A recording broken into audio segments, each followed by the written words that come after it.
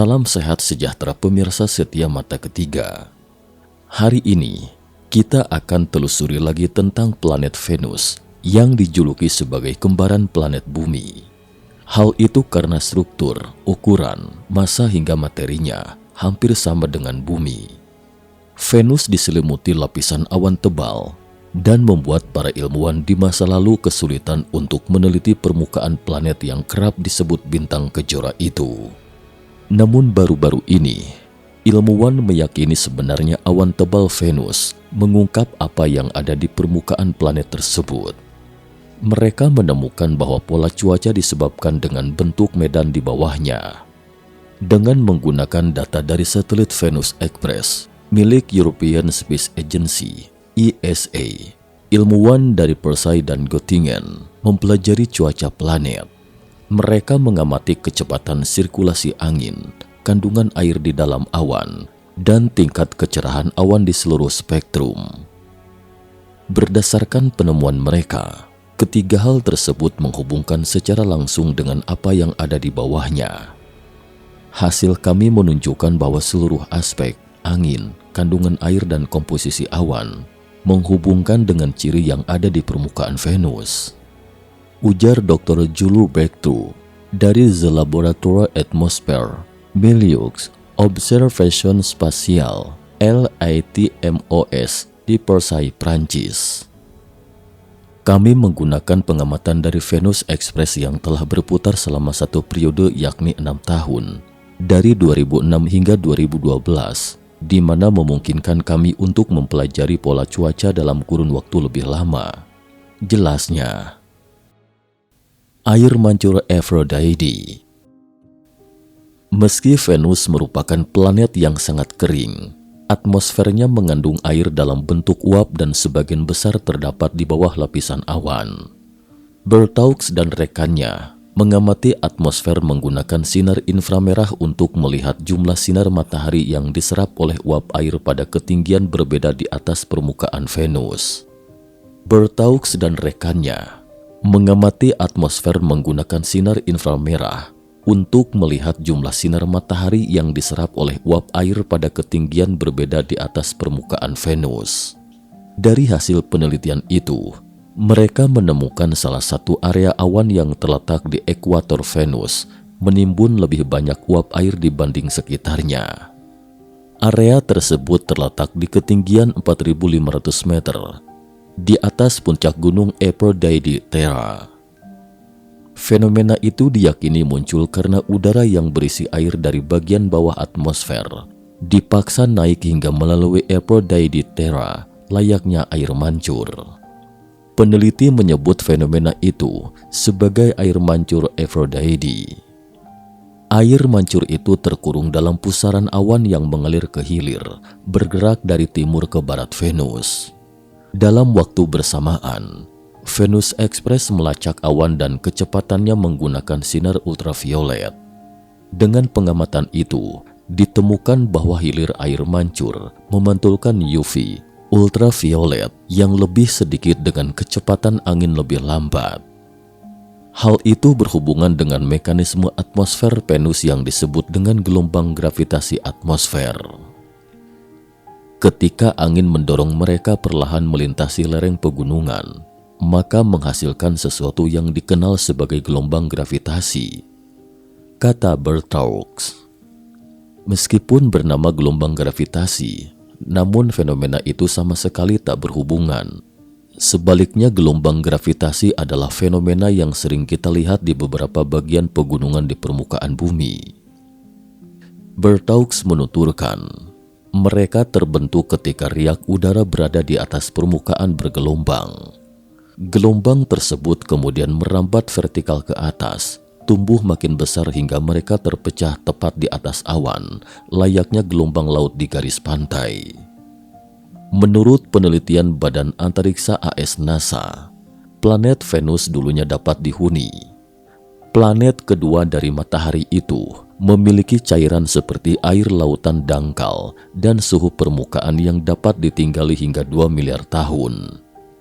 Sebuah model penelitian baru dilakukan oleh Badan Antariksa Goddard Institute for Space Studies (GISS) menunjukkan keadaan di Venus dulunya sangat berbeda dengan sekarang. Seorang ilmuwan GISS, Michael Way, mengatakan sistem yang digunakan untuk mengamati perubahan iklim di bumi dapat digunakan untuk mempelajari klimatologi planet lain. Alat-alat yang kita gunakan untuk memperagakan pergerakan iklim di bumi dapat disesuaikan untuk mempelajari iklim dulu dan sekarang di planet lain, kata Way. Hasilnya sangat mengejutkan. Venus zaman kuno diduga merupakan tempat yang sangat berbeda dengan sekarang, katanya. Seperti yang diketahui sebagian besar ilmuwan, Venus adalah neraka panas dengan suhu permukaan setinggi 462 derajat Celcius. Planet itu memiliki karbon dioksida yang 90 kali lebih tebal dibandingkan bumi dan hampir tidak ada uap air. Namun peneliti berteori bahwa planet tersebut dulunya terdiri dari elemen yang sama dengan planet manusia. Tapi akibat kedekatannya dengan matahari, Venus mengalami evolusi yang berbeda. Laporan dari misi percobaan pada tahun 1980-an menduga Venus dulunya memiliki lautan. Berdasarkan asumsi tersebut, NASA menggunakan pola tanah lautan untuk memperagakan bagaimana badai awan melindungi Venus kuno. Gumpalan awan tersebut menghalangi kuatnya sinar matahari dan membuat planet tersebut dapat dihuni. Sebagai planet terdekat kedua dengan matahari, Venus tentunya mendapatkan sinar matahari yang berlipat ganda lebih banyak dari bumi. Para peneliti percaya, hal itulah yang menyebabkan lautan planet tersebut menguap dan akhirnya menghasilkan atmosfer yang mengandung karbon dioksida tebal.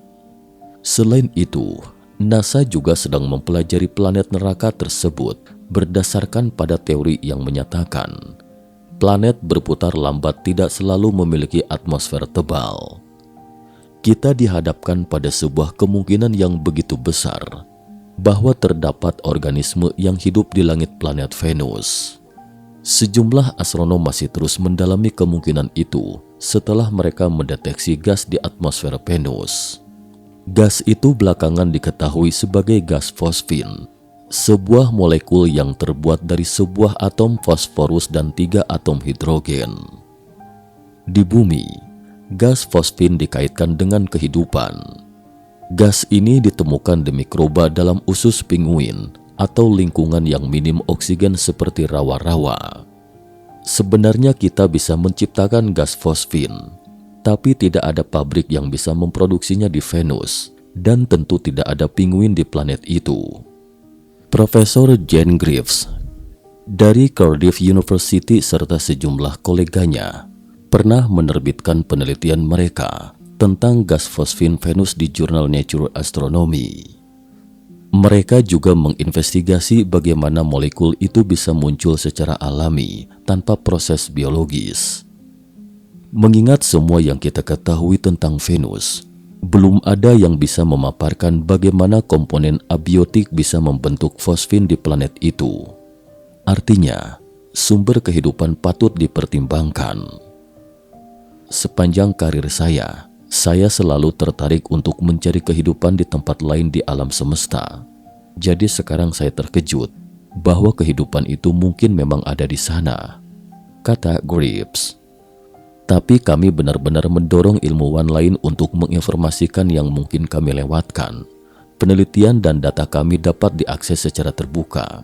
Begitulah cara sains bekerja, katanya. Greaves dan timnya pertama kali mengidentifikasi gas fosfin di Venus menggunakan teleskop James Clerk Maxwell di Hawaii. Mereka lalu mengkonfirmasi keberadaan gas itu menggunakan teleskop submilimeter besar Atacama di Chili. Fosfin memiliki garis absorpsi khusus yang dilihat teleskop radio ini pada panjang gelombang sekitar 1 mm. Gas itu diamati di garis lintang tengah Venus pada ketinggian sekitar 50 hingga 60 km. Jumlahnya pun bisa dibilang sedikit, hanya 10 hingga 20 bagian dalam setiap 1 miliar molekul atmosfer. Namun dalam konteks secara umum, itu adalah jumlah yang sangat banyak. Molekul fosfin terdiri dari sebuah atom fosfor dan 3 atom hidrogen. Venus bukan planet pertama yang muncul di pikiran kita ketika kita membahas kehidupan di tempat selain bumi di sistem tata surya. Dibandingkan dengan bumi, Venus adalah lubang neraka. Sebesar 96% atmosfer planet ini terdiri dari karbon dioksida. Venus telah mengalami efek rumah kaca yang tak terkendali. Suhu di permukaannya sepanas suhu dalam pemanggang visa alias lebih dari 400 derajat Celcius. Venus dibayangkan sebagai dunia neraka yang tidak mungkin untuk menjadi tempat munculnya kehidupan. Tapi mengapa kita harus skeptis? Awan di Venus tebal dan sebagian besar 75 hingga 95% terdiri asam sulfat.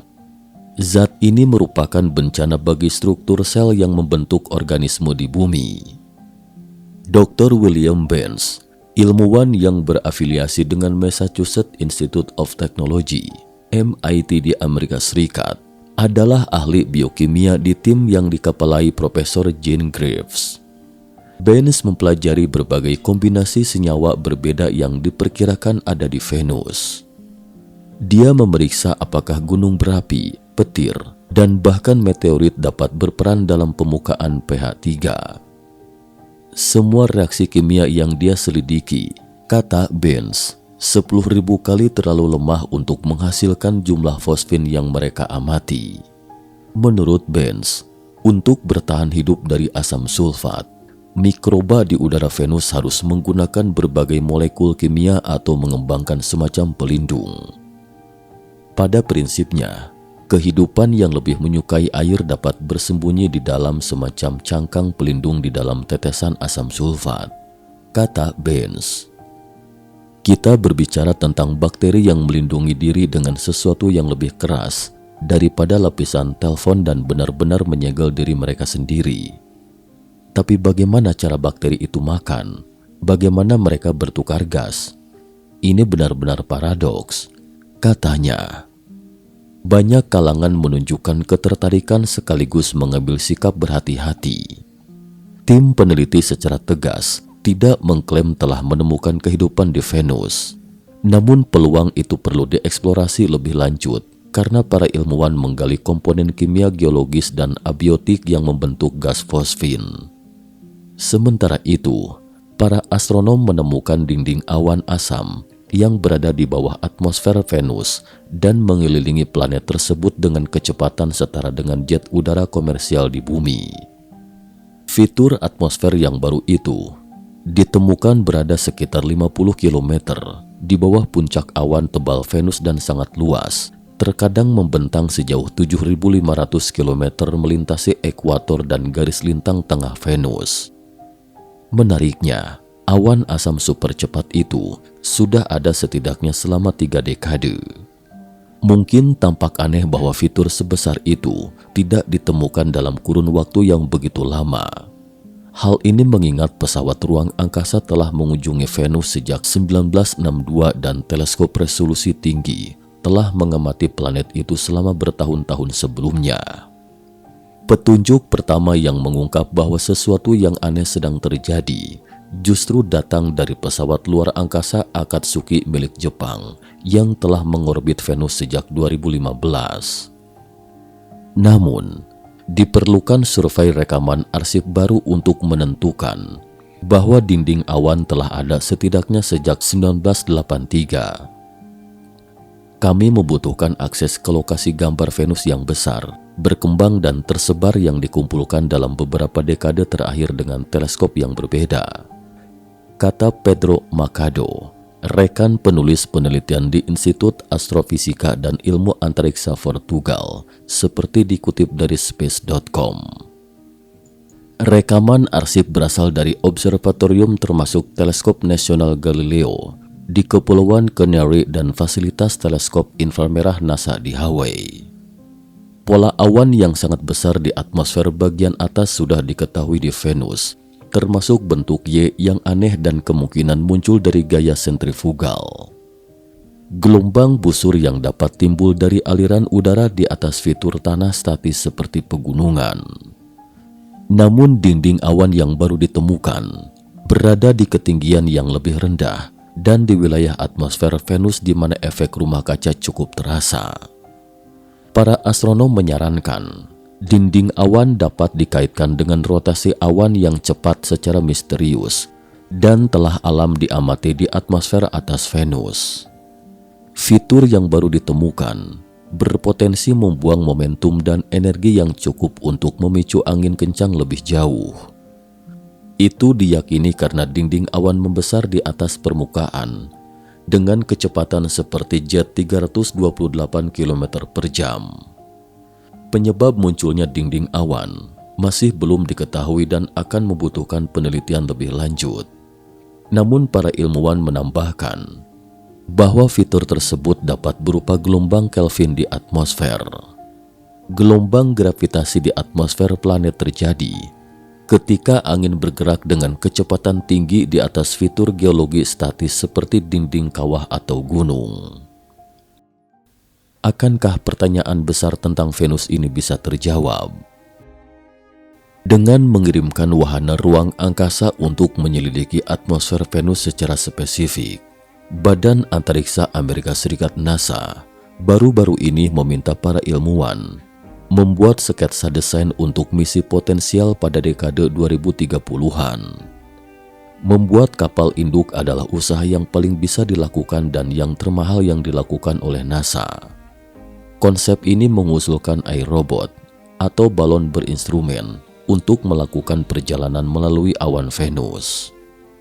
Rusia melakukan hal ini dengan balon Vega mereka pada tahun 1985, kata anggota tim peneliti, Profesor Sarah Seeger dari MIT.